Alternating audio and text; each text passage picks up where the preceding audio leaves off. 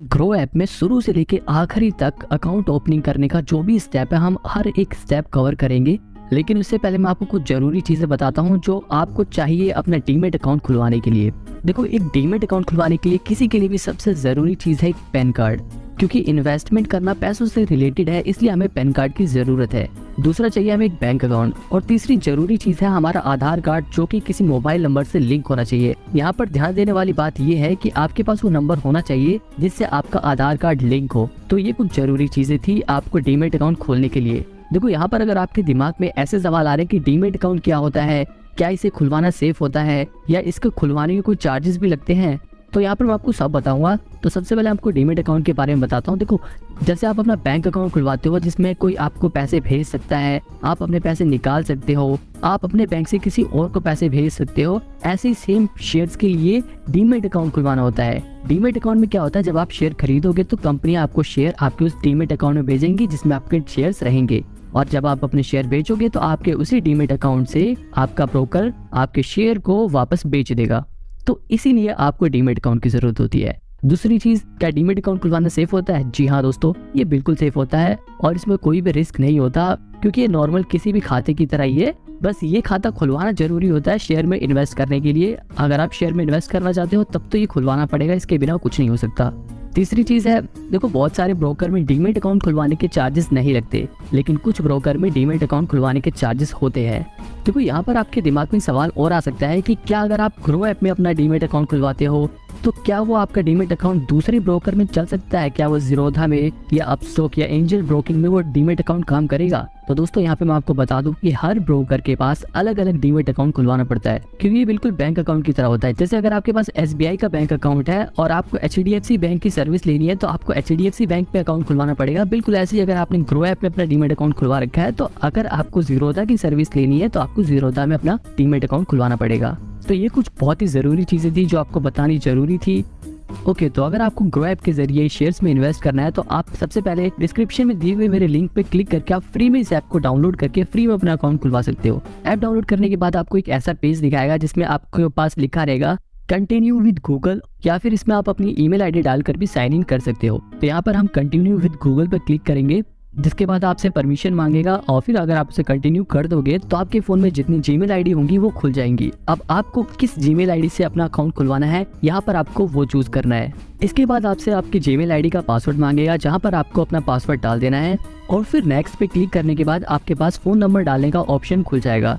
यहाँ पर आपको अपना वो फोन नंबर डालना है जो आपके आधार कार्ड से लिंक हो, क्योंकि यहाँ पर आपके बाद में आधार कार्ड वेरिफिकेशन होगी, और ये जब भी हो सकता है जब आपका आधार कार्ड आपके नंबर से लिंक हो। अब यहाँ पर ये फ़ोन नंबर आपसे इसलिए मांगते हैं ताकि आपको इस ऐप की जितनी भी जरूरी नोटिफिकेशंस हैं, जरूरी चीज़ें हैं, वो मैसेज कर सके।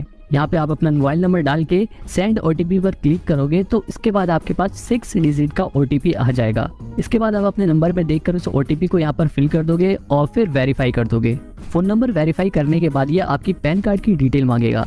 यहाँ पर आपको अपने पैन कार्ड का नंबर डाल देना है। आप अपने पैन कार्ड का नंबर यहाँ पर देख सकते हो, यही नंबर आपको इसमें फिल करना है। नंबर डालने के बाद नीचे आप क्रिएट अकाउंट का ऑप्शन देख सकते हो। यहाँ पर क्रिएट अकाउंट पे क्लिक करोगे तो यहाँ पर यह आपके पैन कार्ड को वेरीफाई करके आपके पैन कार्ड पर लिखे नाम को आपको दिखाएगा। अगर आपका नाम सेम दिखा रहा है तो आप यहाँ पे कंफर्म कर सकते हो। और जेंडर पूछने के बाद ये आपसे आपका मैरिटल स्टेटस पूछेगा। इसके बाद ये आपसे आपका ऑक्यूपेशन पूछेगा, आप प्राइवेट सेक्टर में काम करते हैं, पब्लिक सेक्टर में काम करते हैं, या फिर आप एक स्टूडेंट है। यहाँ तक कि अगर आप खेती भी करते हो, आप एक फार्मर हो, तब भी आप उन ऑप्शंस को भी यहाँ पर फिल कर सकते हो।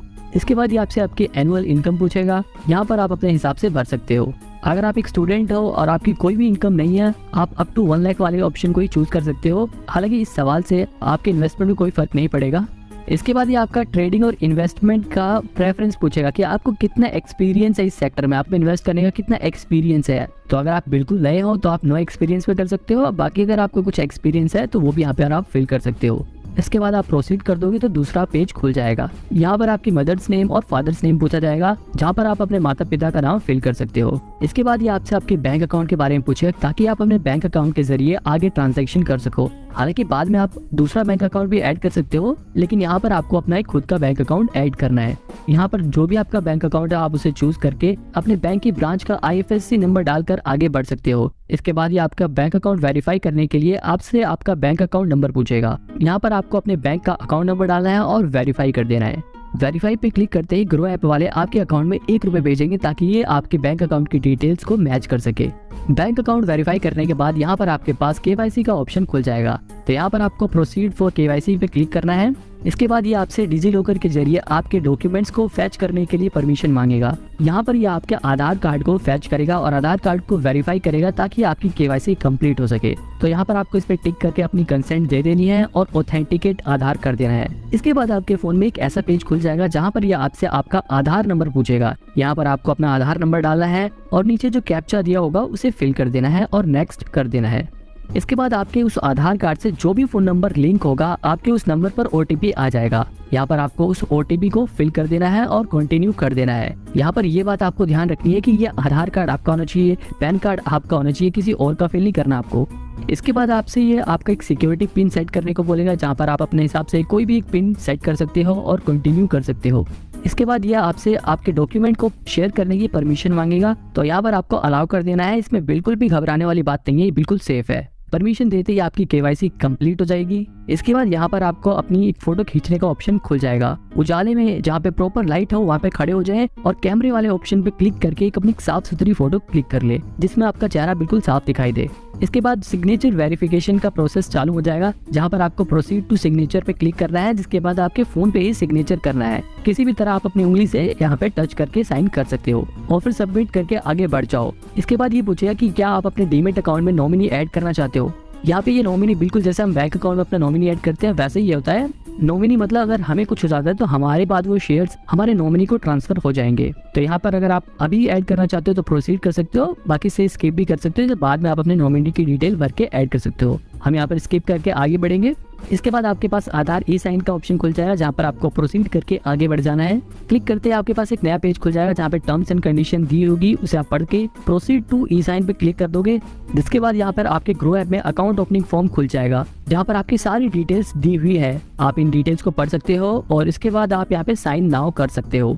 साइन नाउ पे क्लिक करने के बाद NSDL का पेज खुल जाएगा। यहाँ पर आप एक चेक बॉक्स देख सकते हैं, I hereby authorize NSDL e government. यहाँ पर आपको इस बॉक्स में टिक कर देना है। इसके बाद आपको नीचे यहाँ पर अपना आधार कार्ड नंबर दोबारा से डालना है और सेंड OTP पे क्लिक कर देना है। क्लिक करते ही आपके पास आपके फोन में एक OTP आ जाएगा और उसे यहाँ पर फिल करके वेरीफाई OTP कर देना है। बस यहीं पर ही प्रोसेस कंप्लीट हो जाता है और अब आपका यहाँ पे ग्रो ऐप पे अकाउंट बन गया है। आप चाहें तो अभी साथ के साथ यहाँ पे पैसे भी ऐड कर सकते हैं, लेकिन आप इसे बाद में भी कर सकते हैं और सीधे एक्सप्लोर पे क्लिक करेंगे तो आपका पूरा ग्रो ऐप खुल जाएगा और आपको बिल्कुल ग्रो ऐप का पूरा डैशबोर्ड दिख जाएगा जहाँ पर आपको सभी शेयर्स के बारे में लिखा होगा।